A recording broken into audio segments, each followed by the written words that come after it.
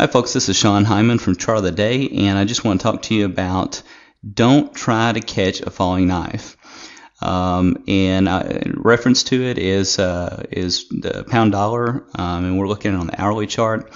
Friday, the pound came out with some really bad news, as you can see from this really atrocious hourly candle. They came out with a bad GDP number that missed estimates, so their growth slumped. And economists flipped to thinking that, back to thinking that the BOE may revive its bond purchase program.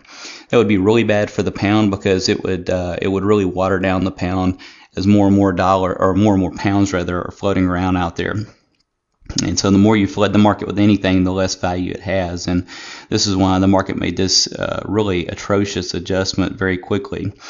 And almost immediately on the forum boards that I watch, traders were posting their trades and they were going in buying the pound. And I thought, how dumb?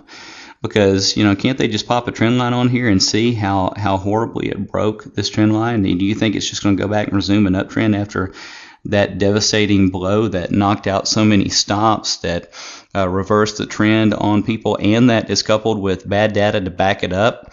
In other words, this wasn't just a trade down with nothing to back it up. I mean, there was fundamental data here to back it up. There was a shifting of economists' views to back it up.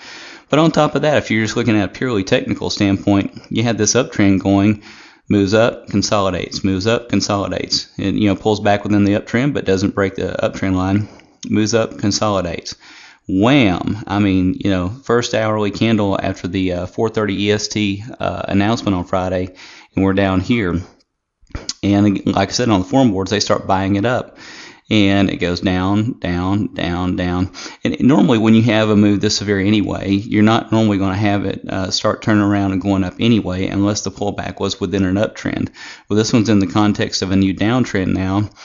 Because it broke the uptrend line, we've got major moving averages pointing lower, and it moved lower, lower, lower.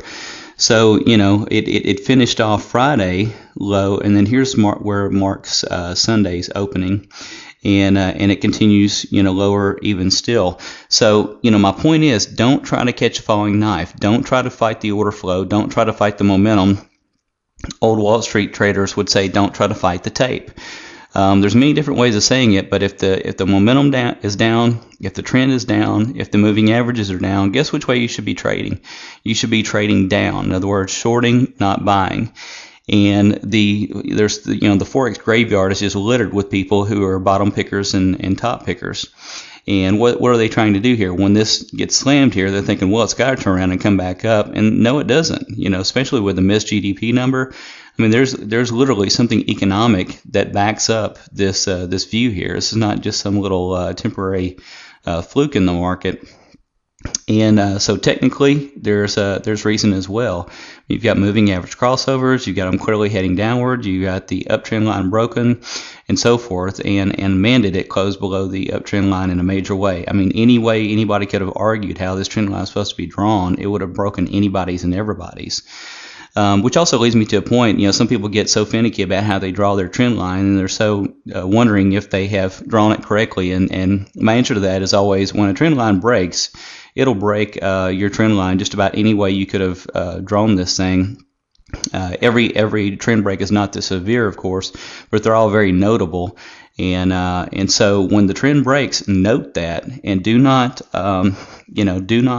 fight that. When you're in uptrends, make sure you're moving those stops up below the trend line along the way, so that when one of these things slams like this on a unexpected news announcement, you're not caught. You're getting stopped out somewhere in here, and you're not just having this ride against you. Because another thing I've seen, some of them boast and brag about on the Forex forums is that I'm trading with no stop. Well, if you're trading with no stop, that's saying that you're willing to risk 100% of your account on 100% of your trades. And the market's eventually going to call you on it. So either we manage our risk or the market's going to manage it for us. And, unfortunately, I saw one guy on the forum boards, he had gotten his account cleaned out. It was, it's only humorous now, but it wasn't humorous for him. It wasn't humorous for his account. But he says he went out for a smoke, when this thing was trending up the previous hour. He comes back after his smoke, and the market is down here. So that pack of cigarettes really cost him a lot, and that smoke did too, beyond his health. It cost him a ton of money. And so that part is not funny, of course, but it is a funny story about how, you can step away for just a little while, come back, and the market drastically changes. And that's why we always want to have stops in place. Always have your stop coming up under your trend line loosely, and following up, because eventually the trend does change. Stick with the trend until it ends, and here it ended here, and the stop should have been caught anywhere in here. It's always debatable about how far away you want to place your stop, but certainly it should be comfortably under the uptrend line, and so anywhere in here you should have gotten stopped out. That way you retain most of your gain that you have in the uptrend on the way up, and you don't get caught in this downdraft. So now anybody who didn't have a stop, who was riding this thing up, everybody from here on up would be a loser in this trade. So that's why you definitely want to have the stops in place. Don't try to catch the falling knife is the theme of the chart of the day today. Don't try to be a bottom picker. Don't try to be a top picker. See the trend. Go with that trend. Go with the order flow, not against it. Don't fight the tape, in other words. So if the trend is down, which is seen by the break of this technical uptrend line, the major moving averages are pointing down, guess the way your order flow should be. You should be shorting, not buying, and going with that. It's your statistical edge. Your statistical edge is going with the trend and using good risk and money management. Those are your two edges. If there were a holy grail, which there's not, but if there were one, that would be it. Thanks so much for attending the chart of the day. Bye-bye.